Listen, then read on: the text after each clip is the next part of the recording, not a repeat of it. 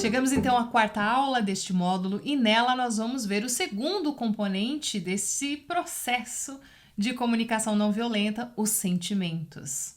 A comunicação e a escuta que enriquecem a vida, identificando e expressando os sentimentos. O psicanalista Rollo May afirma que uma pessoa madura se torna capaz de diferenciar sentimentos em muitas nuances. No entanto, para muitos de nós, os sentimentos são limitados como as notas de um clarim. Veja, o nosso repertório para rotular os outros, ele é muito maior do que o nosso vocabulário para expressar os nossos estados emocionais. Já reparou nisso? O Marshall fala que ele ficou 21 anos trabalhando na área da educação.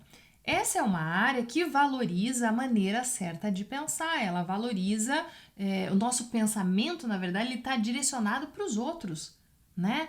A gente está sempre imaginando, o que será que os outros vão achar do que eu estou falando? Será que eles vão achar que é certo? Será que eles vão achar que é errado? O que eles vão dizer? O que eles vão fazer? A gente está sempre, a nossa consciência ela está voltada para fora, ela não está voltada para dentro.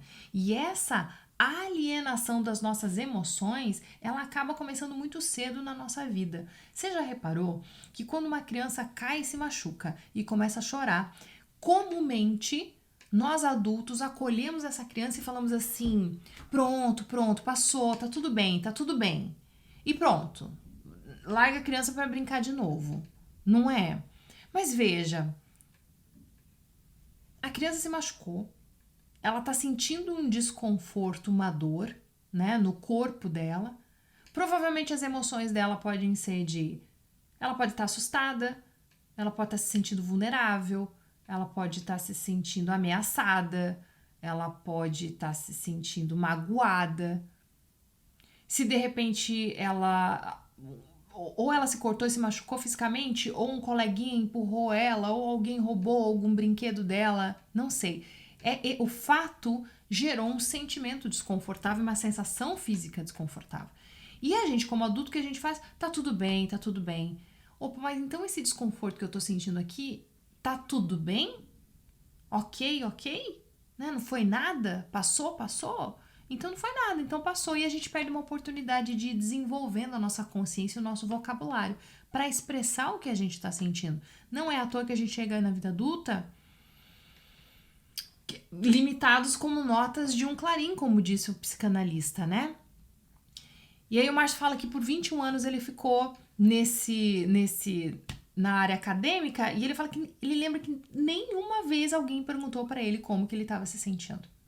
Só que esse não é o único lugar que é difícil, né? Tem profissões onde o pensamento...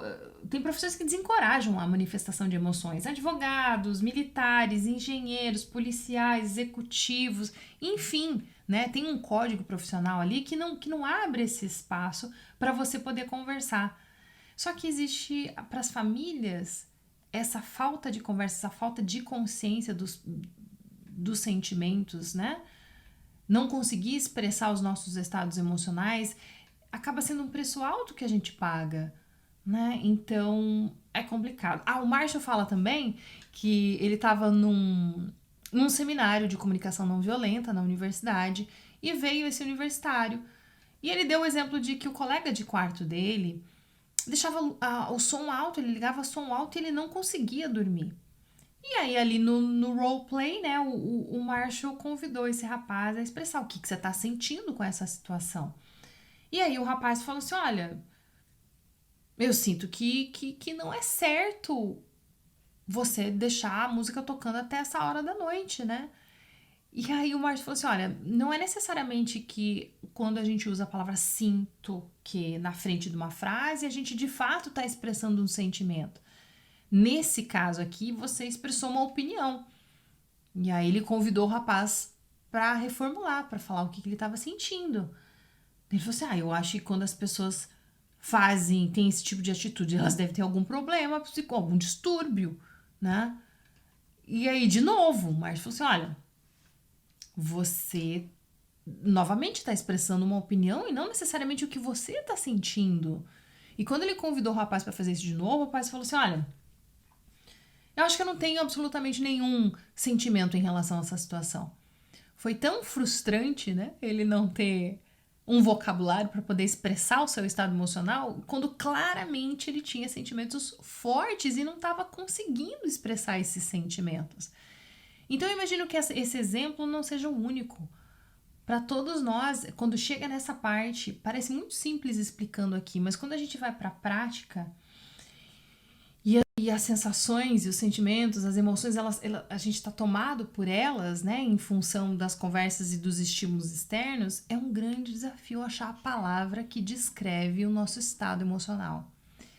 Eu uso você vai receber no material uma lista de sentimentos. Você também vai ter uma lista de necessidades, né?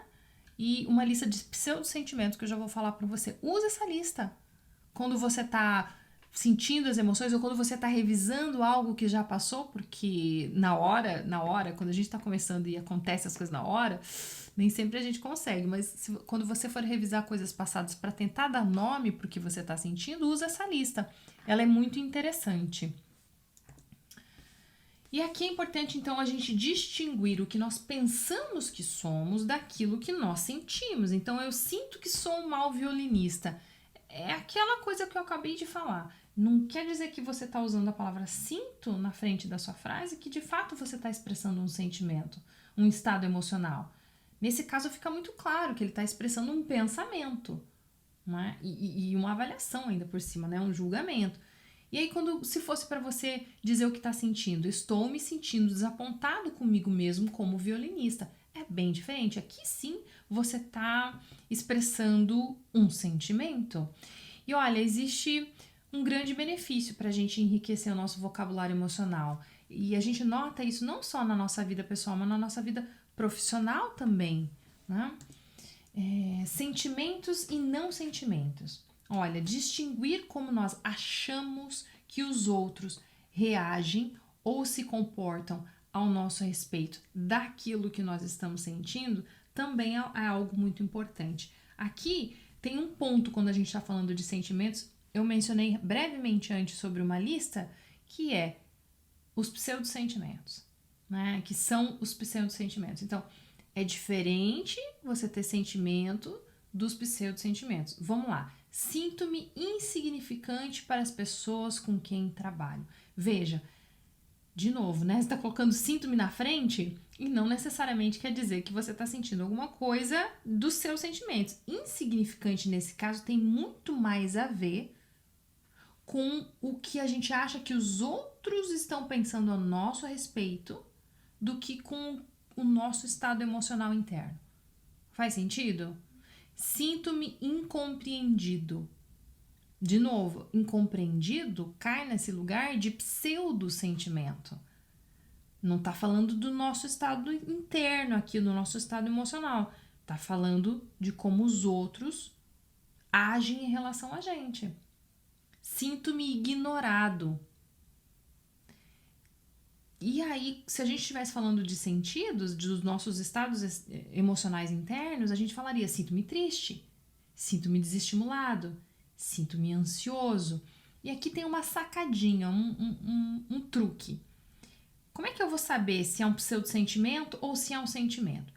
Muito provavelmente, se você estiver expressando um sentimento, você pode pegar e falar logo direto. Em vez de sinto-me triste, estou triste. Em vez de sinto-me desestimulado, estou desestimulado, estou ansiosa, estou feliz, né? E isso já não é tão fácil de fazer quando é pseudo-sentimento. Você consegue falar assim, estou insignificante? Estou incompreendido? Estou ignorado? Então fica esse macete para você saber quando que é pseudo-sentimento e quando que é sentimento. Eu desejo que você olhe aquela lista e que você expanda o seu vocabulário. A melhor forma é você voltar em conversas passadas e tentar identificar. Primeiro observa, separe os fatos da avaliação. E aí depois começa a dar nome para o sentimento. Você vai bater o olho na palavra e você vai sentir que aquela palavra encaixa com o que você estava sentindo naquele momento. É assim que eu faço, foi dessa forma que eu ampliei o meu vocabulário, voltando em conversas passadas, até que chegou num ponto que eu consegui fazer na hora que estava acontecendo. Não sempre, às vezes eu escorrego nos pseudo-sentimentos também, né? É uma prática. E aí chegamos ao final, a gente tem aqui a prática, eu convido você a, em cada uma das seguintes afirmações, você considera que o orador está expressando um sentimento próprio? Caso contrário, brinca com a frase até que ela fique adequada para a proposta. Então, reescreva aquelas frases que você acha que não estão expressando sentimentos próprios.